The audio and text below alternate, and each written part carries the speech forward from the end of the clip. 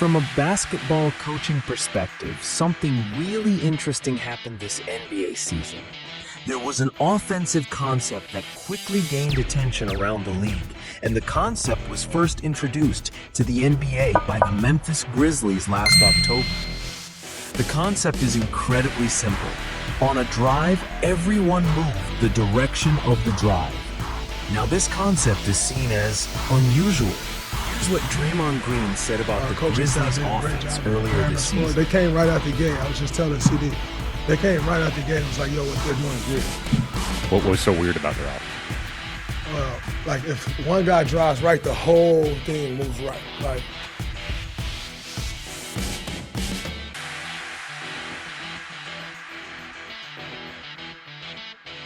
and the thing is, this movement concept produced positive results for Memphis and their 6th-ranked offense. And over the course of the season, elements of the concept spread throughout the league. So in this video, I break down this movement concept in detail. Let's first start with Memphis's driving game. So here, Wells drives left, and everyone is going to move the direction of the drive. So everyone moves left. Pippen moves left to fill behind the drive. Bane and Aldama move left, and Aldama moving left essentially pushes Edey to also move left and cut from the corner. So around the drive, everyone operates on a wheel. That's the idea. And here, Porter Jr. is ball watching, which allows Bane to get an open 3. As we watch the play again, you can see the value of organized movement, because if Bane moves left, but Adama stands still, Bane would just run into Adama. But because everyone is connected, Bane got an open shot while Adama got to the corner. On this play, as soon as Morant begins to drive left, Jackson Jr. moves left. And this movement is called a slide away, because on the drive, Jackson is sliding away from the ball. Now here, the defender one pass away is Jaylen Brown. And this defender is often doing one of two things. He is often ball watching, or this defender will often help in the gap to defend the drive. And that's what Brown does here. And so the slide away is a great counters gap help. And here Jackson gets an open 3. The Grizzlies got a ton of slide away 3s this year. And here Jackson hits another. Now very quickly, teams caught on to what Memphis was doing and scouted them. So on this drive right, Bane is sliding away. Jackson Jr. is moving right.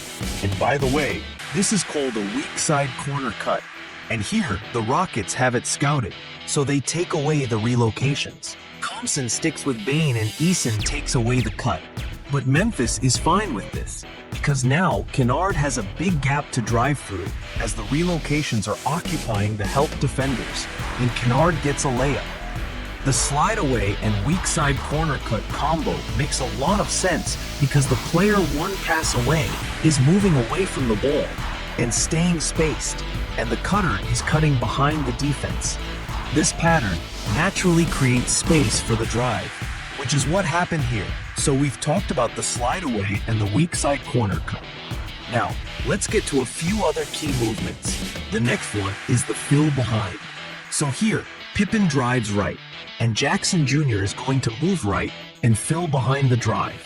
And this gives Pippen the option to use a controlled reverse pivot and find Jackson on the fill behind for the open 3. As we watch the play again, it makes sense why Jackson was so open. So first, Sharp is guarding Jackson, and on the drive, if Pippen skips it to the corner, it'd be Sharp's job to rotate to the corner. So on the drive, Sharp rotates to the level of the ball. This is a common defensive rotation, and the fill behind counters it, which is why Jackson was open. I like how the fill behind gives the driver another option. On this play, Wells drives left, and he could force up a contested layup, but he knows a teammate is going to fill behind.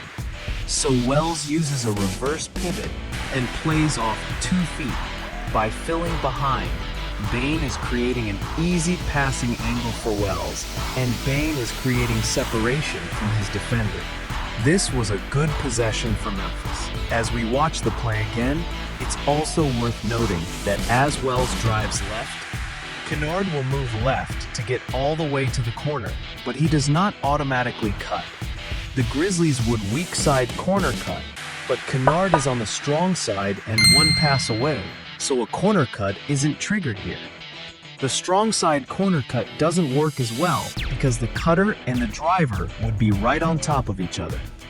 The next movement worth noting is the dunker baseline cut.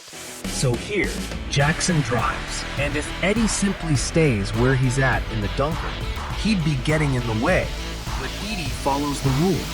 Everyone moves the direction of the drive. Jackson is driving right, so Eddie moves right along the baseline to the other side of the rim. This is the dunker baseline cut. Here, Washington loses Eddie, and it's 2 points. This cut is important because it creates space for the drive. Here, Pippen drives to the right side of the rim, and Huff's defender is in position to help. But Huff cuts along the baseline, and while Huff doesn't score here, Huff brings his defender away from the drive. So now Pippen has space on the right side to operate. Okay, let's talk a bit about how Memphis attacks on baseline drives. Now, on a baseline drive where there is 5 out spacing, their approach was pretty standard.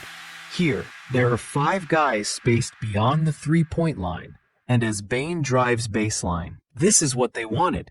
The opposite corner is going to hold because on a baseline drive, you want that corner filled.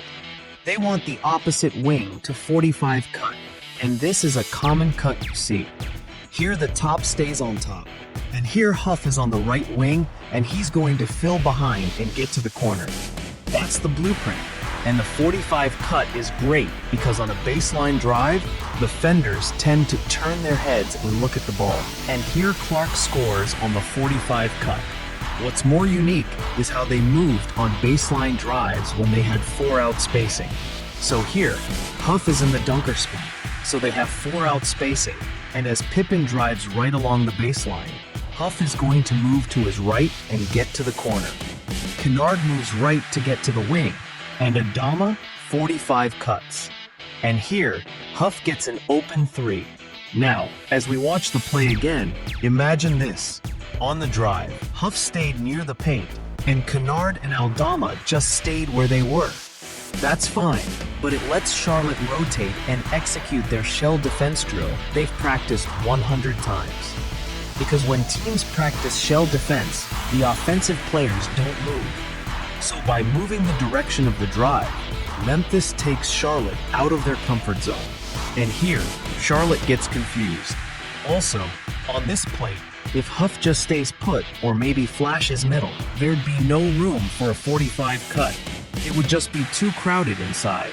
So Huff moving to the corner is important if you want the 45 cut. Here's another. Aldama drives a baseline, and you may be thinking, well, what if the player in the dunker is a big who can't shoot? Well, we'll get to that soon. But here, Huff can shoot, so he moves to the corner, and Smart is near the wing, so he takes the 45 cut. Now let's talk about how Memphis integrated non-shooting centers into their driving game, and in particular, how they integrated Zach Edey. And it's pretty simple. Memphis typically wanted to keep Edey near the paint, so here, Wells drives baseline, and usually the guy in the dunker would get to the corner. But here that player is Edey, and Edey is a non-shooter, so that wouldn't make much sense. Instead, here Edey circles into the paint, and with Edey inside, you don't need Pip in the 45 cut. The offense isn't getting as much movement here, but this time, the defense blows an assignment, and Edey gets a layup. On this play, there is a drive middle. Edey makes a dunker baseline cut, and Smart will move left and weak corner cut. Now, as the play continues, typically the player in Edey's spot would continue to the corner, and Smart would take Edey's spot in the dunker. This is the idea of everyone moving on a wheel, but here, Edey will stay in the dunker, and Smart is going to run by Edey and fill the corner.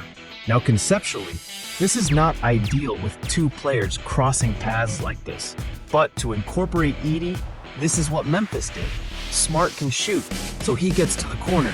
Now Smart hit a 3 on that last play, but overall, I think one of the better arguments against moving the direction of the drive is that this rule is not the cleanest fit for teams who play a traditional non-shooting center. And once in a while, things got a bit clunky for Memphis. Here, for example, Jackson drives left, Edey moves left, and LaRavia makes his weak corner cut. And here you'll see Jackson tried to make a late pass to LaRavia, but notice Edey, he's still near the paint. He didn't continue to the corner, so now there's just not a lot of space inside for a pass to LaRavia, particularly since the pass is late. Edey is in the way, and LaRavia doesn't score. Here, the weak corner cut did not pay off. That being said, plays like that didn't happen too often, and ultimately, even with Edey, the Grizzlies made their driving game work. Memphis finished with the 6th ranked offense, and while that doesn't necessarily prove their driving principles were amazing, it is something. Next, let's talk about how the concept, moving the direction of the drive, spread throughout the NBA this season. But first, let's look at this play from the Grizzlies. So we haven't talked about pick and roll yet, but Memphis applied their movement principles to ball screens as well. So here, Bane and Edey are running a standard pick and roll, and as Bane comes off the pick to his right, the 3 players not involved in the pick are going to move right. Here, there are 2 players on the side Bane is dribbling towards, so you're going to see the slide away and weak corner cut combo. And here, Vince Williams gets a corner 3. In the pick and roll, the slide away and weak corner cut concept became very common in the NBA this past season. Teams like Memphis and Cleveland used it early in the season, and then other teams started using it as well. Here, the Heat use this concept. So first off, drop coverage is very common in the NBA, and here Nurkic is in a drop. And versus drop, this concept frequently results in a slide away corner 3, as the defender 1 pass away would frequently look to help in the gap. But what happens here is also common. Here, the 2 defenders are occupied by the relocations, and they don't help at all. This allows Robinson to turn the corner versus drop coverage. So lots of teams started moving the direction of the drive and pick and roll this season. In terms of moving on drives in general, even when there was no pick, Memphis and Cleveland both did it. Memphis was much more diligent about it than Cleveland, but the Cavs did it some too. Here, for instance, there is no ball screen, and Cleveland's Evan Mobley drives left. That triggers everyone to move left. As we begin to wrap up, the backstory here is interesting. 7 years ago, at St. Joseph's College of Maine, someone named Noah LaRoche installed the principle move the direction of the drive. St. Joseph's is a D3 school, and they destroyed defenses that season by moving the direction of the drive. This season, LaRoche was an assistant coach for Memphis. He brought the principle to the Grizzlies and thus to the NBA, and other teams took notice. So I can't help but wonder, is this the future? Will it someday become common for teams at all levels of basketball to move the direction of the drive? I guess we'll find out.